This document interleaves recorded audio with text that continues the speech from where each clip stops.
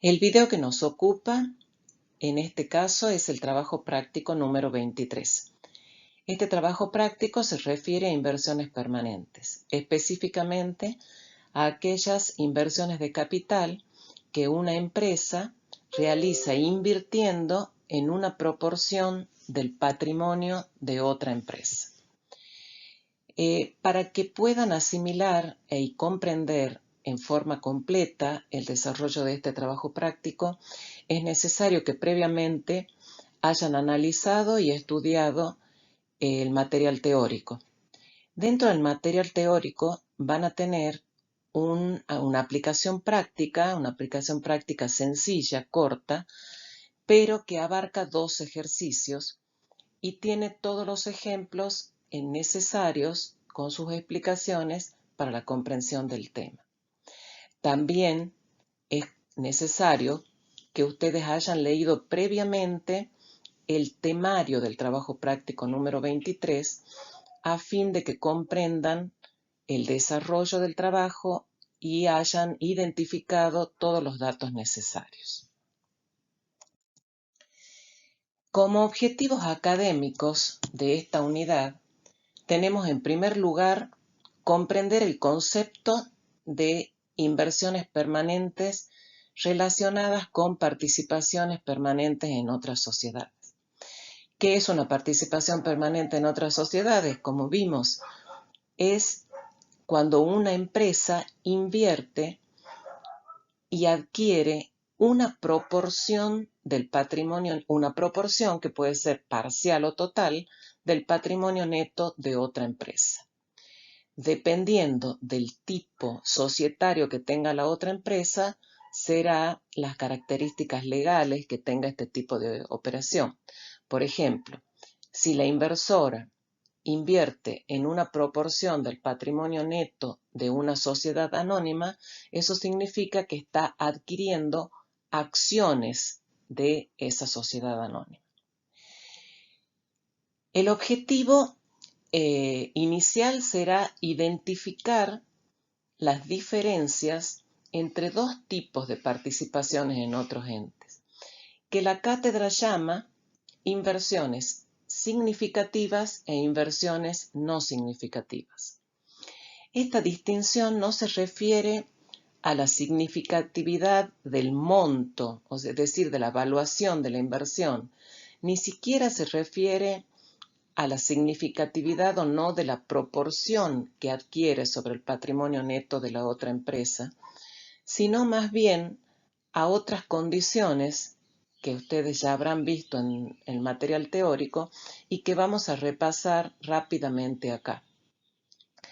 Vale la distinción para poder identificar qué tipo de inversión es y cuál es el criterio de evaluación que debemos aplicar a cada uno de esos tipos de inversión. Respecto de las inversiones significativas, que van a ser el objeto de estudio de este práctico, vamos a identificarla, vamos a aplicar el método de evaluación que le corresponde en todos los momentos de tiempo relevantes, que serían el momento de la incorporación de la inversión, durante la tenencia y al cierre del ejercicio, la evaluación de la inversión al cierre del ejercicio. Respecto de las inversiones significativas, solamente las vamos a identificar, vamos a mencionar cuál es el criterio de evaluación que se debe aplicar a este tipo de inversiones, describiendo en forma breve y concisa en qué consiste el método, pero no lo vamos a profundizar y no vamos a realizar aplicaciones prácticas porque es objeto de estudio de materias contables posteriores como Contabilidad 5, que está a cargo de esta misma cátedra, o Contabilidad 4, que tiene el tema a su cargo, tiene el tema de consolidación de estados contables, y para estudiar consolidación se necesita previamente profundizar en el método de valor patrimonial proporcional. Como síntesis del marco teórico que está desarrollado con profundidad en el material de teoría, vamos a mencionar que las participaciones en otras sociedades pueden dividirse en inversiones significativas y no significativas. Las inversiones significativas son aquellas participaciones que le otorgan a la empresa inversora control conjunto o influencia significativa. Estas inversiones se evalúan al método llamado valor patrimonial proporcional, cuyo estudio profundizaremos en la materia Contabilidad 5 y cuyas pautas a nivel de normas profesionales argentinas están determinadas por la Resolución Técnica 21. Las inversiones no significativas son aquellas participaciones que no le otorgan a la empresa inversora ni control conjunto, ni influencia significativa. Este tipo de participaciones se evalúan al método del costo, que será estudiado en esta materia y aplicado específicamente en el práctico que vamos a desarrollar. Las normas contables argentinas establecen las pautas de este método en la Resolución Técnica 17. A fin de identificar qué tipo de participación en otras sociedades nos ocupa, es necesario que conozcamos los conceptos de control conjunto e influencia significativa. Acá vamos a repasar estos conceptos rápidamente que fueron desarrollados en forma profunda en el material teórico. Cuando una empresa inversora tiene el control sobre la empresa en la cual invirtió, vamos a llamar en forma genérica emisora a la empresa en la cual se invierte. Esto considerando como generalidad que la empresa en la cual se invierte es una sociedad anónima y por lo tanto emite títulos de propiedad que son las acciones. Pero ya hemos aclarado que se puede invertir en cualquier tipo societario. Pero para la agilización de la explicación, siempre vamos a llamar emisora a la empresa en la cual se invierte.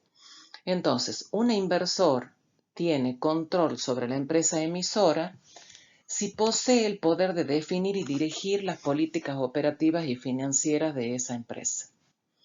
¿Cuándo tiene el poder de definir y de dirigir las políticas financieras, operativas y financieras? Cuando posee más del 50% de los votos posibles para formar la voluntad social. Hay que observar bien que estamos hablando de más del 50% de los votos posibles. No estamos hablando de tener más del 50% de la proporción del patrimonio neto de la otra empresa. Es decir, si es una sociedad anónima, no es necesario tener más del 50% del paquete accionario de la otra empresa.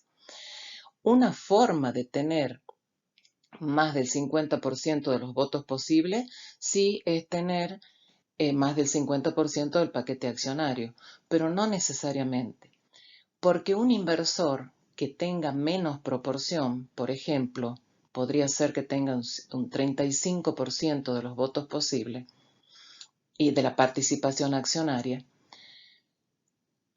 podría concentrar más del 50% de los votos posibles realizando con otros inversores, con otros propietarios, acuerdos de manera de que este inversor controle más del 50% de los votos posibles. En ese caso, un inversor que tiene una participación accionaria del 35% podría ejercer el control en virtud de acuerdo con otros propietarios, con otros inversionistas, que le dieron poder para que maneje en total más del 50% de los votos posibles. Por lo tanto, para analizar si hay control, hay que analizar las pautas de la existencia de control. También puede ser que un inversor tenga participación sobre y los votos posibles sobre la empresa en la que invirtió, sobre la emisora, a través de su propia participación e indirectamente a través de empresas que el inversor controla y que a su vez invirtieron en la empresa emisora. El control conjunto básicamente es análogo, digamos, los derechos son análogos al concepto de control, solo que no lo ejerce un solo propietario, un solo inversor. Lo ejercen dos o más inversores que en conjunto tienen la mayoría de votos posibles. Estos inversores realizaron un acuerdo entre ellos en el cual se comprometen a compartir el control de las políticas operativas y financieras de la empresa. Eso significa que toda decisión relacionada a las políticas operativas y financieras debe contar con el acuerdo expreso de todos los inversores, de todos los socios que poseen el control conjunto. Las pautas para la existencia de control conjunto son las mismas que las que se describen en teoría para control. Un inversor tiene influencia significativa en la empresa que invirtió, es decir, en la emisora, si tiene el poder de intervenir en las decisiones sobre políticas operativas y financieras de la emisora, sin llegar a controlarla, es decir, influye en las decisiones sobre políticas, no las controla. Su opinión, digamos, es tomada en cuenta y puede influir en esas decisiones. Hay presunciones para considerar la existencia de influencia significativa. Se presume que si un inversor tiene el 20% o más de los votos posibles, ejerce influencia significativa. Al contrario, se presume que si un inversor tiene menos del 20% de los votos posibles, no ejerce influencia significativa. Sin embargo, ambas presunciones admiten prueba en contrario.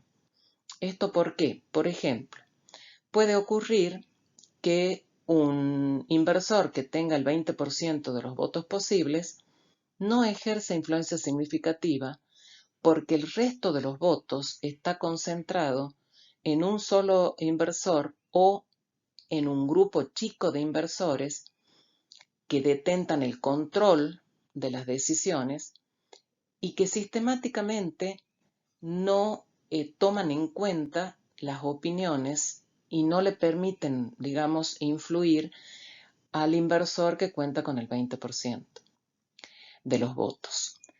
Al contrario, puede suceder que haya otro inversor que tiene en otra sociedad el 10% de los votos posibles nada más. Pero resulta que en esa emisora todo el resto de las acciones y de los votos, de los derechos a votos que esas acciones otorgan, están distribuidos en un número muy, muy grande de accionistas, de manera que ninguno detenta el control o influencia significativa. En ese caso, tener un 10% puede significar la existencia de influencia significativa, aunque no se llega al 20% de la presunción. Las pautas para evaluar si en el momento de la adquisición o al cierre del ejercicio, por una participación en otra sociedad, la inversora tiene o no tiene influencia significativa, están detalladas en el material teórico, por lo tanto los remito a ese material. Nos vamos a concentrar en las inversiones no significativas, aquellas que deben ser valuadas al método del costo y que son el objeto de estudio de esta unidad. En el momento inicial, es decir, en el momento de la incorporación o de la compra, la inversión debe ser incorporada al costo de incorporación o costo de adquisición, que está representado por el sacrificio económico que la empresa inversora debe realizar para adquirir la participación. Ese valor total del costo de incorporación se imputa a una sola cuenta de inversión, que se puede llamar inversiones permanentes en acciones, acciones simplemente, o también participación en otras sociedades o participación en otros entes. Si con posterioridad la inversora invierte en más proporciones sobre el patrimonio neto de la misma empresa, las nuevas inversiones adquiridas tendrán el mismo tratamiento en base al método del costo, siempre y cuando en su conjunto toda la inversión adquirida no haya tomado la característica de ser una inversión significativa, con lo cual estaríamos obligados a aplicar el método del valor patrimonial proporcional y por lo tanto tendríamos que aplicar lo que llamamos cambio de método, no solo a la última inversión adquirida, sino a todas las anteriores. Durante la tenencia, lo que nos interesa analizar es cuál será el tratamiento contable que la empresa inversora debe dar a los dividendos que declare la empresa en la que invirtió, es decir, la empresa emisora. Si la empresa emisora declara dividendos en efectivo o en especie, es necesario realizar un análisis respecto a qué resultados está distribuyendo la empresa emisora. Es decir, los dividendos en efectivo o en especie declarados por la empresa emisora provienen de resultados que la emisora devengó antes o después de la fecha en que la inversora compró la participación. Si los dividendos provienen de resultados devengados por la emisora con anterioridad a la fecha de la adquisición, la inversora debe registrar esos dividendos como una disminución del valor de la inversión. ¿Por qué es esto? Porque dentro del precio que pagó, es decir, dentro del costo de incorporación, esos resultados que ya estaban devengados a la fecha de la compra ya fueron incorporados dentro del costo de incorporación. Están contemplados dentro de ese sacrificio económico, por lo tanto, cuando la empresa declara los dividendos, la registración que corresponde es disminuir el valor de la inversión. En cambio, si los dividendos en efectivo o en especies provienen de resultados que la emisora devengó con posterioridad a la fecha de la adquisición, serán registrados por la inversora como resultados del ejercicio y, digamos específicamente, como renta o resultados de la inversión. También hay una presunción en este caso. Se presume que los dividendos en efectivo o en especie declarados por la empresa emisora provienen de resultados devengados con posterioridad a la fecha de compra. Pero esa presunción admite prueba en contrario. Por ejemplo, podría suceder que en un acta de asamblea los socios hayan incorporado en forma expresa que los dividendos en efectivo que están distribuyendo corresponden a resultados no asignados que se devengaron con anterioridad a la fecha de compra. Y por lo tanto esa podría ser una prueba en contrario.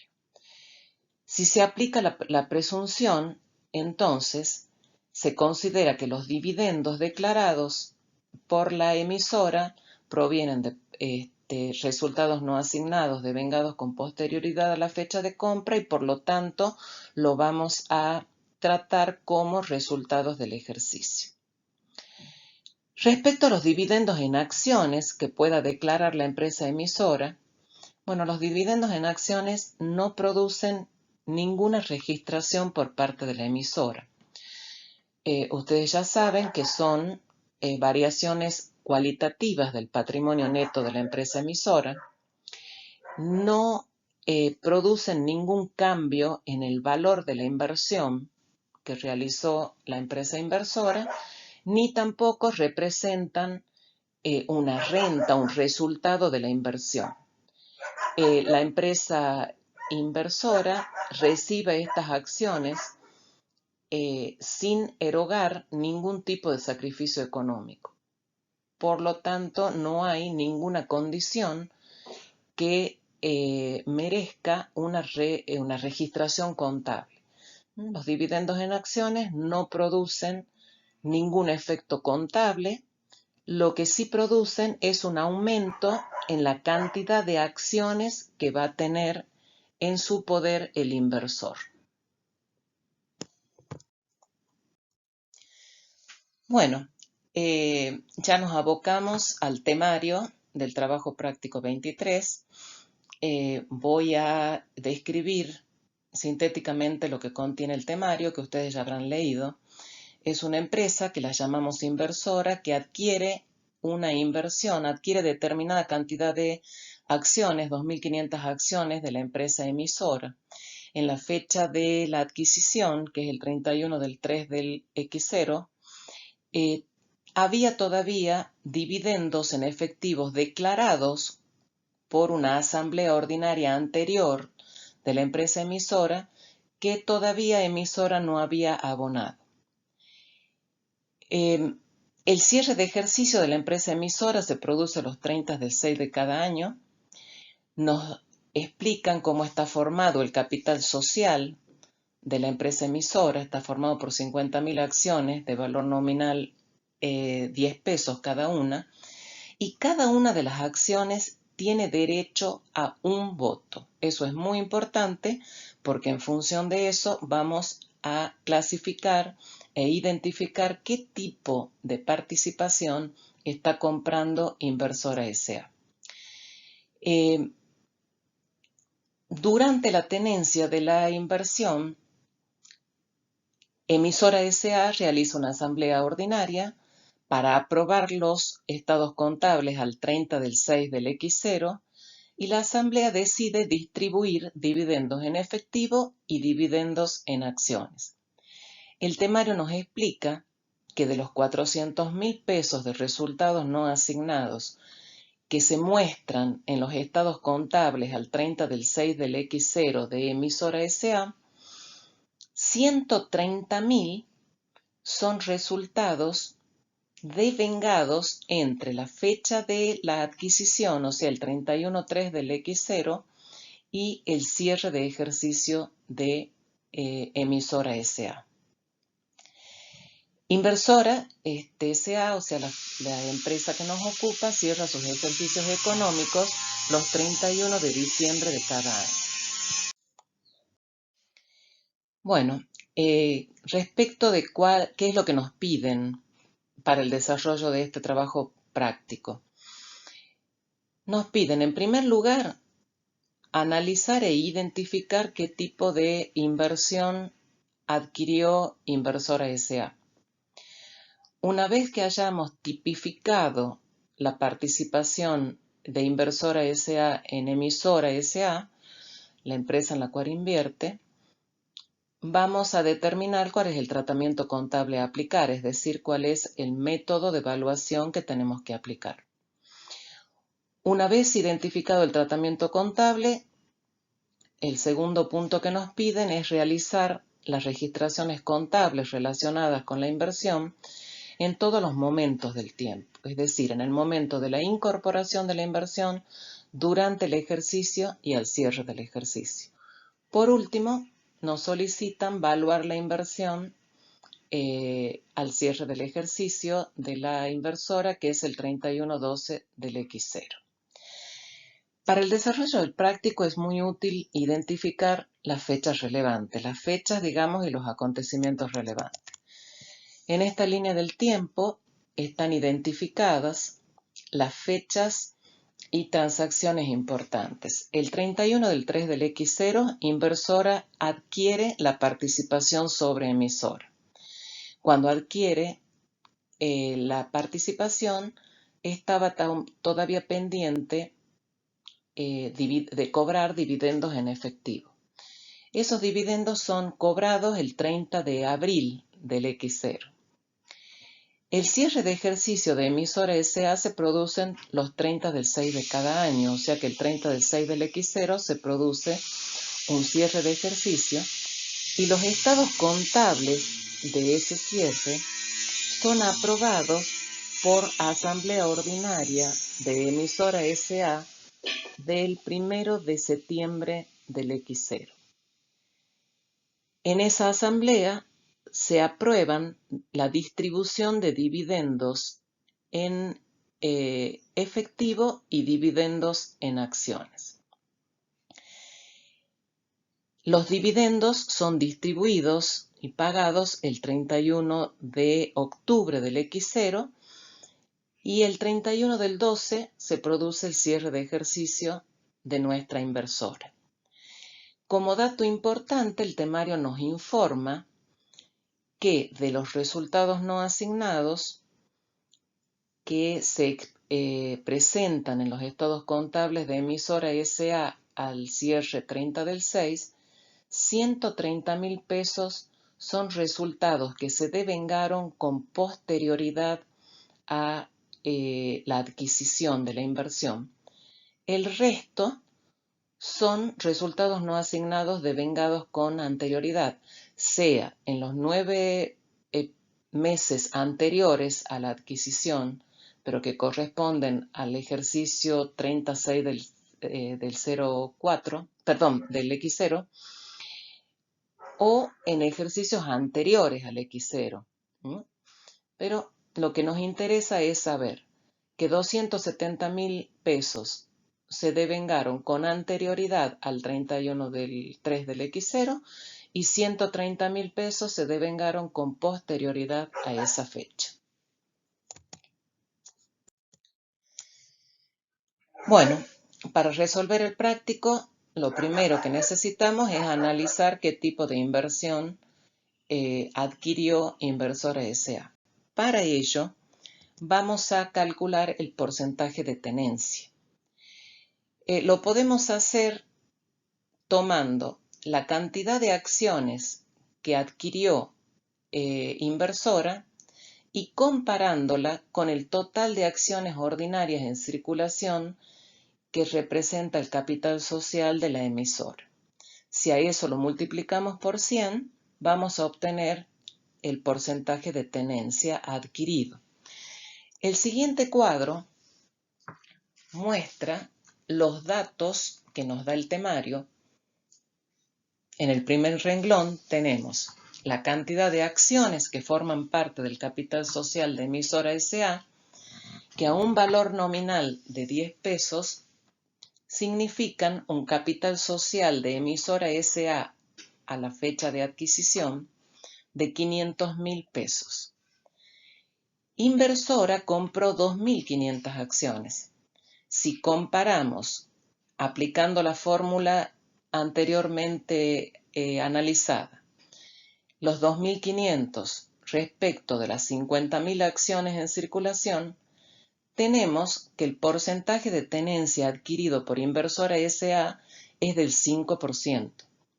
El mismo cálculo lo podríamos hacer, pero en pesos, ¿no? Comparando los 25.000 pesos del valor nominal total de las 2.500 acciones respecto del capital social completo de Emisora SA. sea, el porcentaje de tenencia de inversora es el 5%. Es menor al 20% como mínimo que requiere la presunción. Recordemos que la presunción dice que para tener influencia significativa se requieren el 20% o más de los votos posibles. Como las acciones adquiridas por Inversora S.A., las 2.500, tienen derecho a un voto cada una, significa que Inversora S.A. tiene el 5% de los votos posibles del total. Vamos a aplicar la presunción. No hay ningún otro dato que nos indique que podemos aplicar alguna de las pautas que nos evidencien que aún con un 5% Inversora pueda estar ejerciendo influencia significativa. Al no haber dato, eso significa que las evaluaciones realizadas indican que no existe ninguna de las pautas que evidencian influencia significativa. Por lo tanto, deducimos que la inversión es de tipo no significativo. No existe influencia significativa y obviamente no existe control ni control conjunto. Por lo tanto, la participación que adquirió Inversora S.A. es del tipo no significativa y se debe aplicar el método de evaluación del costo. A continuación vamos a realizar las registraciones contables en cada una de las fechas relevantes que vimos anteriormente. En el momento de la incorporación, registramos la adquisición al 31/3 del 2000X0. Registramos en una sola cuenta el costo de la inversión. El total pagado es 80.000, pero había 15.000 pesos de dividendos en efectivo a cobrar pendiente. Por lo tanto, esos 80.000 son el sacrificio económico por adquirir, por un lado la participación, pero por otro lado también el derecho a cobrar los dividendos. Registramos, como ya vimos en acciones, con cotización hay que registrar en dos cuentas separadas. La inversión permanente en este caso tiene un costo de incorporación de la diferencia entre los 80.000 menos los 15.000 pesos del derecho a cobrar los dividendos, o sea, 65.000. El 30 de abril habíamos visto que la empresa emisora distribuye los dividendos pendientes de pago. Por lo tanto, cancelamos la cuenta dividendos a cobrar contra efectivo. El 1 de septiembre del 2000X0, emisora realiza la asamblea ordinaria para aprobar los estados contables al 30/6 del X0. Esa asamblea ordinaria aprobó dividendos en efectivo y dividendos en acciones. En este cuadro vamos a analizar los dividendos en efectivo. Necesitamos saber si esos dividendos provienen de resultados devengados antes o después del 31/3.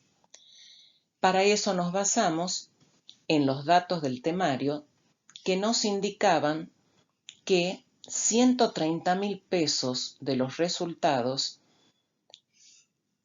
fueron devengados con posterioridad a la adquisición. El temario nos informa que los dividendos en efectivo declarados por Emisora S.A. ascienden en total a 200.000 pesos. A Inversora S.A. le corresponde solo el 5%, es decir, que tiene derecho a cobrar 10.000 pesos de esos 200.000, en base a su participación accionaria. Sin embargo, ¿Cuál va a ser el tratamiento a darle a esos 10.000 pesos? ¿Son resultados del ejercicio, resultados de la inversión, o deben disminuir el valor de la inversión? Para ello analizamos de dónde provienen los dividendos. Si aplicamos la presunción, podríamos decir que los 200.000 pesos provienen de resultados posteriores a la adquisición. Pero nos encontramos con una limitación, y es que los resultados devengados con posterioridad a la adquisición no alcanzan para absorber los 200.000. Eso significa que en realidad la contabilidad de emisora y los estados contables de emisora nos están indicando que de los 200.000 pesos, 130.000 son generados a partir de resultados no asignados devengados con posterioridad a la adquisición, pero el resto, 70.000, provienen de resultados devengados con anterioridad al 31 del 3 del X0. El 5% de los 130.000 pueden ser imputados como resultados del ejercicio, es decir, resultados de la inversión. Pero el 5% de los 70.000 que provienen, ¿no es cierto?, de resultados anteriores, serán imputados disminuyendo el costo de la inversión. De los 10.000 pesos totales que tiene derecho a cobrar como dividendos en efectivo Inversora S.A., vamos a registrar 6.500 como resultados del ejercicio y 3.500 pesos deberán disminuir el valor de la inversión. La registración contable, por lo tanto, sería la siguiente. Reconocemos el derecho a cobrar por los 10.000, reconocemos un resultado del ejercicio por renta de acciones, también podría llamarse la cuenta resultado de la inversión permanente por 6.500, y disminuimos el valor de la inversión por los 3.500. Estos dividendos fueron distribuidos, fueron pagados por la emisora el 31 de octubre del 2000X0. Registramos la cobranza de los dividendos en efectivo por 10.000 pesos. ¿Qué pasa con los dividendos en acciones? Los dividendos en acciones no generan ninguna registración en el momento de su declaración, ni tampoco en el momento en que la empresa recibe las acciones. Pero sí es necesario que conozcamos cuál es la nueva cantidad de acciones que tiene Inversora S.A. una vez que recibe las acciones provenientes de los dividendos. Si nosotros analizamos la situación anterior a la declaración de dividendos, es decir, al momento de la compra teníamos un capital social de la emisora de 500.000 pesos formado por 50.000 acciones de valor nominal 10.000. Y la inversora había adquirido 2.500 de esas acciones que representaban un 5%. Cuando se distribuyen los dividendos en acciones, lo que recibe la empresa inversora es el 5% de los 100.000 pesos declarados por la asamblea. La asamblea declara 100.000 pesos de dividendos en acciones que deben estar formados por una cantidad de acciones equivalente con un valor nominal de 10, o sea, representan 10.000 acciones. De esas 10.000 acciones, en base a su porcentaje de tenencia, Inversora S.A. recibirá el 5%, es decir, que recibirá 500 acciones de un valor nominal de 10 pesos cada una. Por lo tanto, no se hace ninguna registración contable, pero sí debemos tener en cuenta que Inversora S.A., luego de la distribución de los dividendos en acciones, cuenta con 3.000 acciones que representan su 5% de participación sobre Emisora S.A.